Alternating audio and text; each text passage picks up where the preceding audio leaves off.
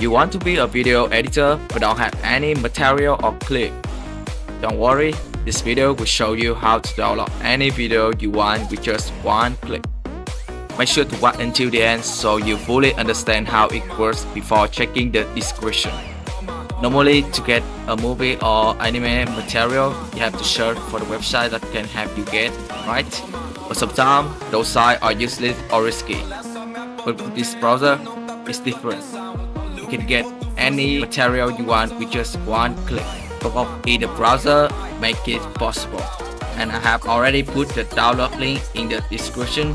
Don't worry, it's free for everyone.